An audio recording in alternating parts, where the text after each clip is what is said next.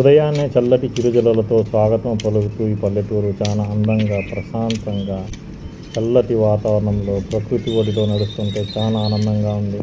ఇది ఊరిలోని దేవాలయము అన్నట్టు మర్చిపోయానుండే. ఈ ఊరి పేరు ఉంగుటూరు, పశ్చిమ గోదావరి జిల్లా.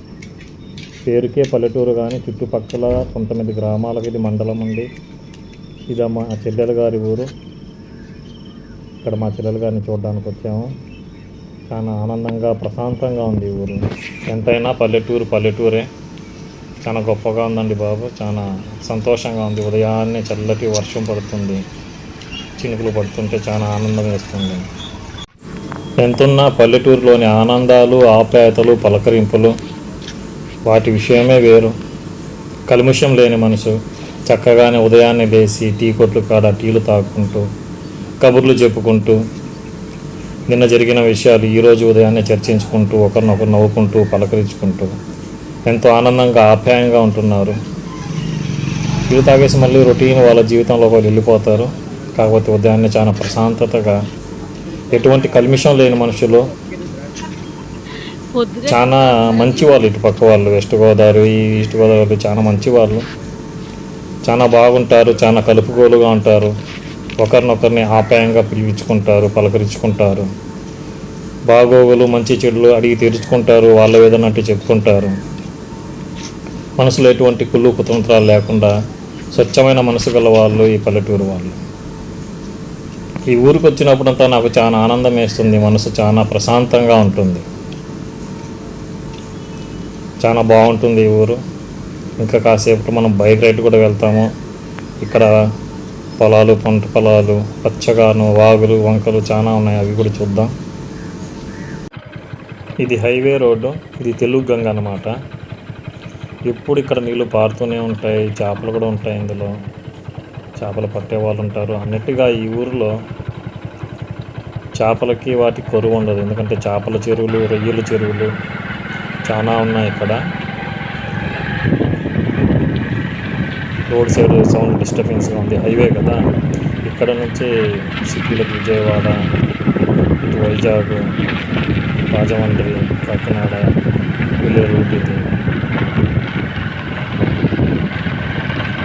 ఇక్కడ చాలా ఓపెన్గా ఉంటుంది. వెస్ట్ గోదావరి ఆ సైడ్ అయితే ఇల్లు చాలా ప్రశాంతంగా ఉంటాయి. చాలా ఓపెన్ ప్లేస్గా ఉంటాయి. ఇక్కడ పెరట్లు, తోటలు, పంట పొలాలు చాలా ఆహ్లాదకరంగా ఉంటాయి. దానికి చాలా అందంగా ఉంటుంది. మనసుకు చాలా ప్రశాంతంగా ఉంటుంది. మనం రాయలసీమ నుంచి వచ్చాము కొట్టేసి అందులో తిరుపతి మాది. తిరుపతిలో అయితే చిన్న సందులను కూడా అందులో ఇల్లు కట్టేస్తారు. ఇరుకు గదుల్లో ఉంటారు. ఇక్కడ చాలా ప్రశాంతమైన, విశాలవంతమైన ఇల్లు, పెంకుటిళ్ళు, మిద్దిళ్ళు. ఇక్కడ గొప్పగా ఉండేవి ఇంకా కూడా పెంకుటిళ్ళు చాలా ఉన్నాయి. ఇది చాలా గ్రేట్. పాతకాల పద్ధతి అలాగే ఇష్టం. పొలంలో తోట వేస్తున్నారు. ప్రతి ఇంట్లోనే అరటి చెట్లు ఉంటాయి.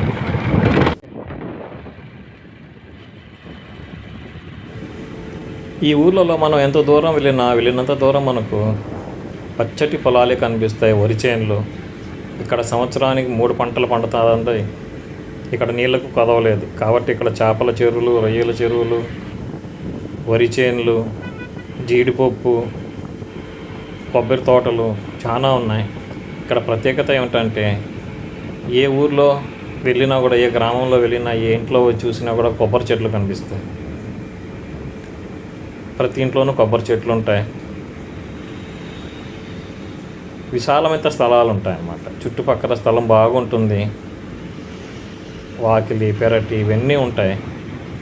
ఇంట్లోపల కాంపౌండ్ వాళ్ళు కూడా చిన్న చిన్న పొలాల్లాగానే పెట్టుకొని ఉంటారు. మనకైతే అవి పొలాలతో సమానము. వీళ్ళకైతే పెరటి తోట, అది కాయగూరలు గట్రా, పూలు గట్రా పండిస్తారు. చూడండి, రోడ్ సైడ్కు వెళ్తుంటే కూడా ఎంత చక్కగా ఉందో వాతావరణం. ఇది హైవే రోడ్డు పక్కనే ఎలాగుంది. ఇంక ఊర్ల లోపల ముందు చూసాము కదా మనం స్టార్టింగ్లో ఎలాగుందో. చాలా చక్కగా ఉన్నాయి. నిజంగా ఇలాంటి చోట మరి ఈ ఎండాకాలంలో ఇంతటి ఎండలో కూడా ఇక్కడ ఎంత చల్లటి వాతావరణం ఉంది. ఉదయం చూసిన వీడియో చాలా చక్కగా ఉంది. చూసారా? కనుచూపు వెళ్ళినంత దూరం పచ్చగానే కనిపిస్తుంది, కానీ లేదు. కానీ ఓపెన్ ప్లేసులు ఇక్కడ చేపల చెరువులు అవి ఉండడం వల్ల ఫ్యాక్టరీలు ఉన్నాయి. ఇక్కడ బతుకు తెరువు కోసము ఇతర రాష్ట్రాల నుంచి కూడా వస్తారు, యూపీ, బీహార్ నుంచి. ఇది చాలామందికి ఈ ఉంగుటూరు అనే గ్రామం చాలామందికి బతుకు తెరువు కూడా ఇస్తుంది. ఇక్కడ పని చేసుకునే వాళ్ళకి, కష్టపడుకునే వాళ్ళకి కొదవలేదు, డబ్బుకి కొదవలేదు.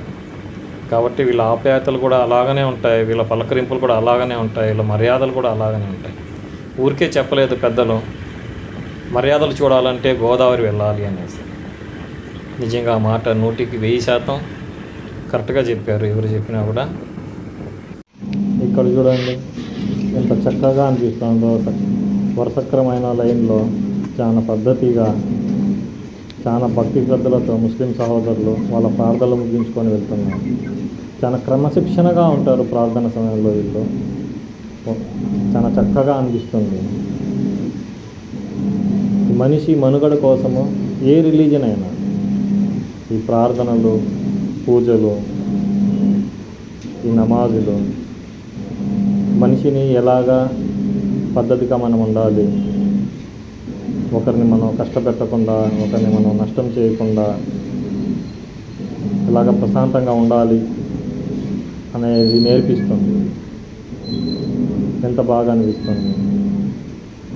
దాదాపు 200 మంది దాకా ఉన్నారు ముస్లిం సోదరులు వెళ్తున్నారు. ఇట్లా ఈ పల్లెటూరులో ఎటువంటి కల్మిషం లేకుండా, జాతి విభేదాలు, ద్వేషభావాలు లేకుండా అందరూ చాలా చక్కగా కలిసిమెలిసి సోదర భావంతో చాలా ఆనందంగా ఉంటున్నారు. పలకరింపులో ఎటువంటి మార్పు లేదు, ఆప్యాయతలో ఎటువంటి మార్పు లేదు.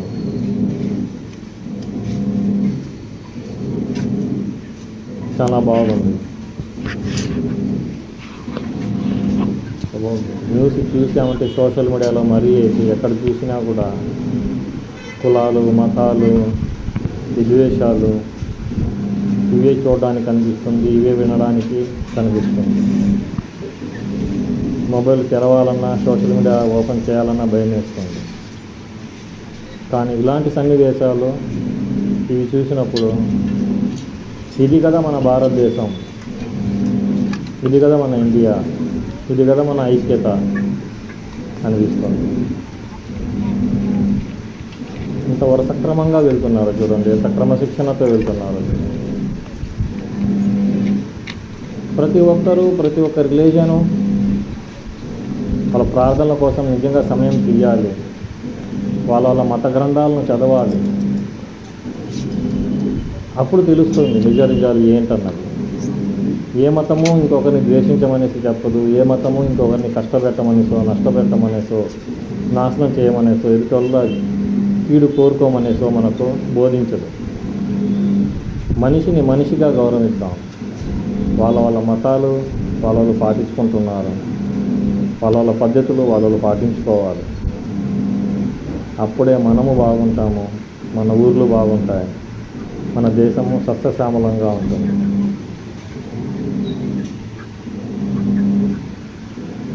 ఇందులో చూపించడానికి ఏం లేదు, కాబట్టి ఇలా వెళ్ళే క్రమశిక్షణ పద్ధతి నాకు చాలా బాగా నచ్చాయి.